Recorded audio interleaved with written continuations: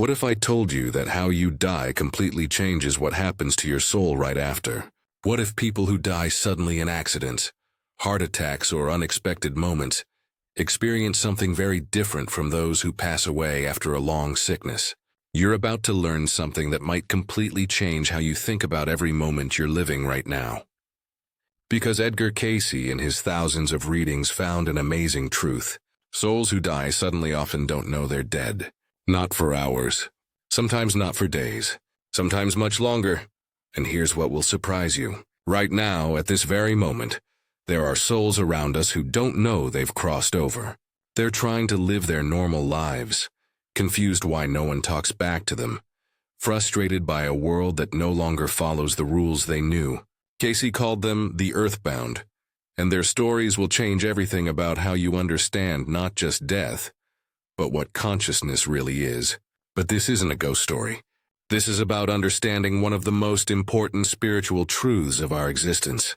That sudden death creates special challenges for the soul, special opportunities for the living, and a special window into the mechanics of what we really are beyond these physical bodies. The moment of sudden departure. Picture this. Someone is driving home from work, thinking about dinner, maybe singing along to the radio. In an instant, less than a heartbeat, everything changes. A crash, a sudden heart event, a fall. The body stops. But here's what Cayce saw that changes everything. The consciousness doesn't. The soul, suddenly pushed out of its physical body, experiences what Cayce described as explosive displacement. It's like being thrown from a moving car, except the car was your body, and the road is a dimension you didn't know existed.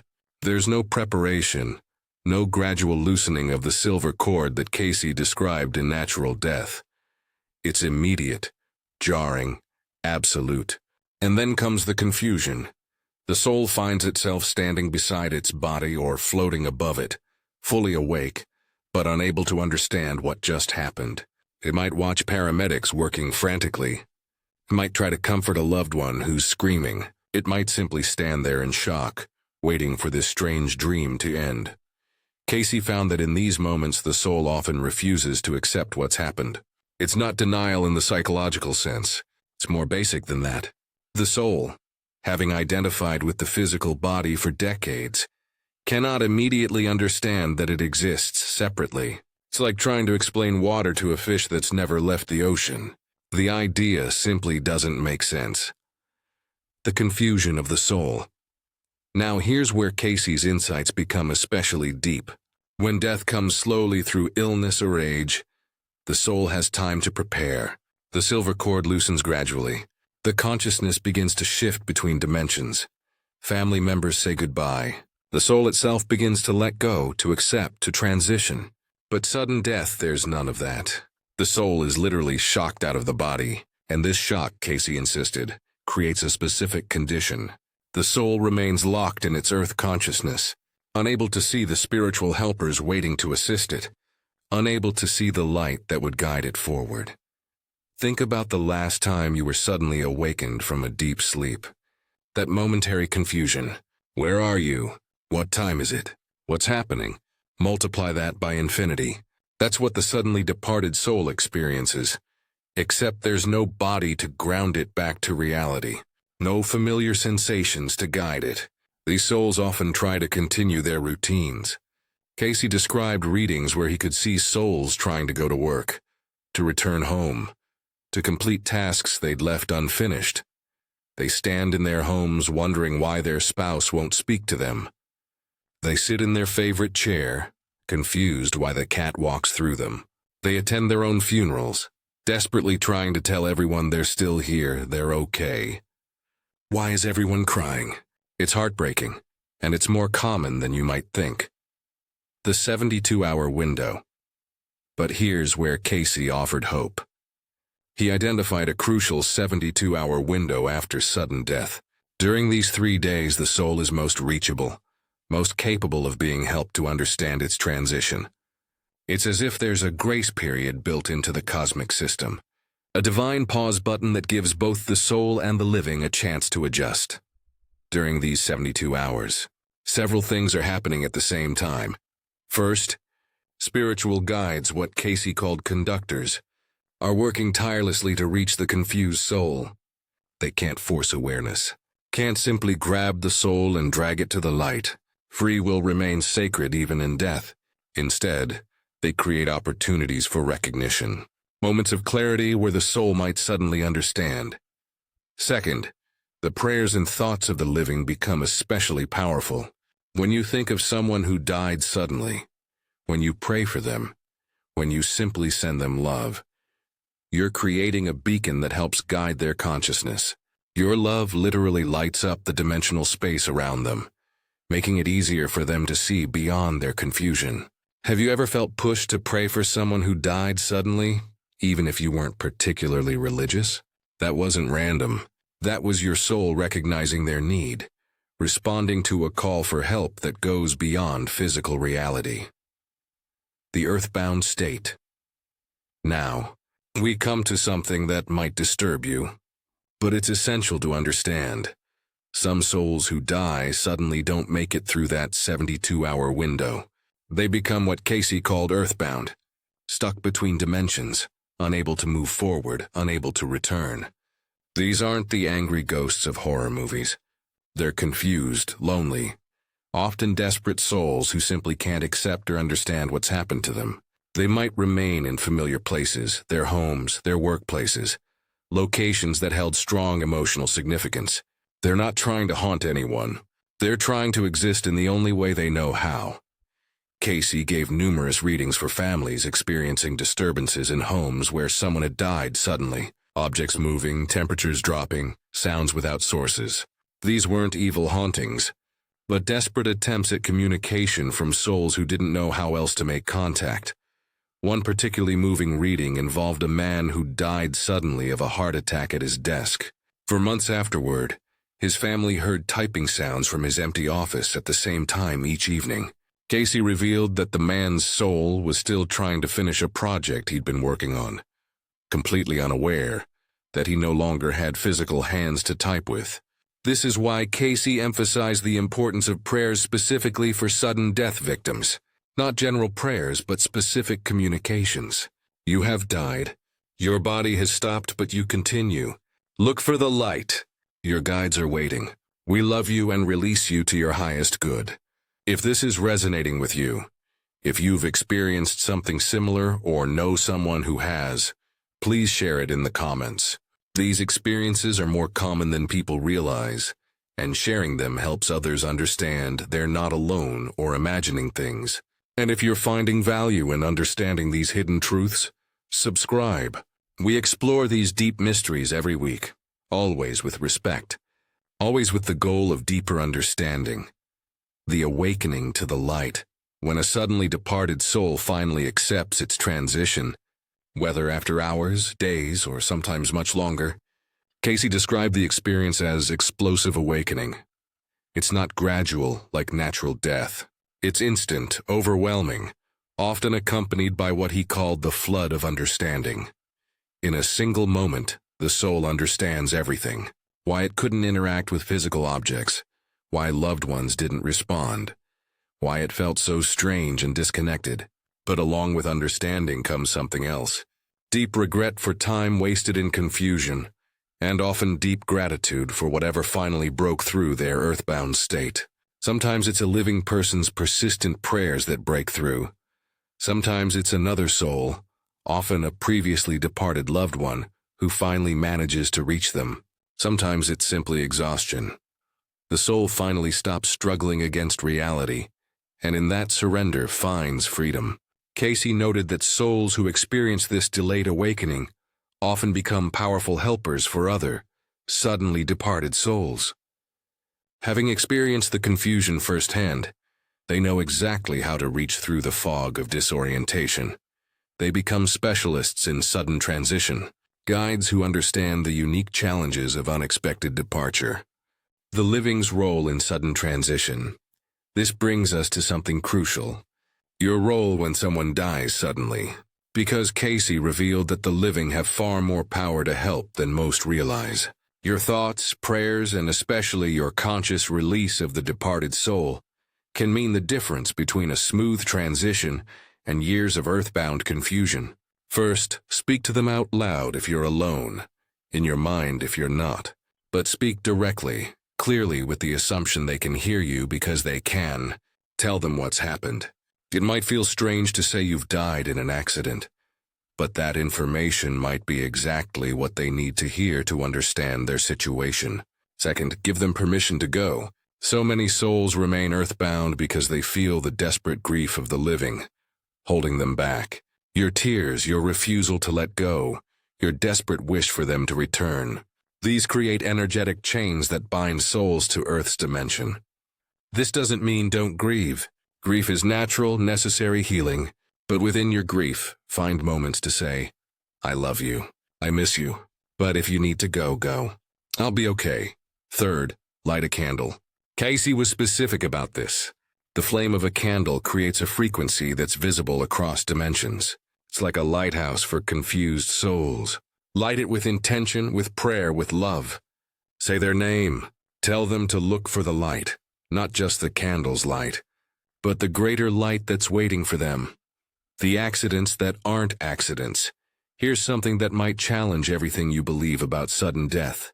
Cayce insisted that from the soul's perspective, there are no accidents. Every death, even the most sudden and seemingly random, is part of a soul's greater journey. This doesn't mean the personality consciously chooses to die in a car accident or from a sudden heart attack. But the soul, operating from a higher perspective, allows these exit points when the life's purpose has been fulfilled, or when remaining would prevent necessary growth either for itself or others. Cayce described cases where souls revealed, after their transition, that their sudden death was actually a form of grace. One man who died in an industrial accident later communicated through Cayce that had he lived, he would have developed a painful degenerative disease that would have destroyed not just his body, but his family's well-being. His sudden departure, traumatic as it was, spared everyone years of suffering. The young woman who died suddenly in her 20s later revealed that her death caused spiritual awakenings in dozens of people. Her parents, siblings, friends all began seeking deeper meaning because of their loss. Her soul had agreed to this role before incarnating, knowing the deep impact her early departure would have. This doesn't minimize the pain of sudden loss. It doesn't make it okay or easy to accept, but it does suggest a cosmic intelligence at work that our human minds can barely grasp. Every sudden death creates ripples, changes in those left behind, opportunities for growth, catalysts for transformation that wouldn't have occurred otherwise. The preparation you all need. Now, here's what all of this means for you right now. Reading this while very much alive, Cayce's revelations about sudden death aren't meant to frighten you, but to prepare you, not just for your own eventual transition, but for life itself. First, live with completion in mind. Those who die suddenly often struggle most with unfinished business.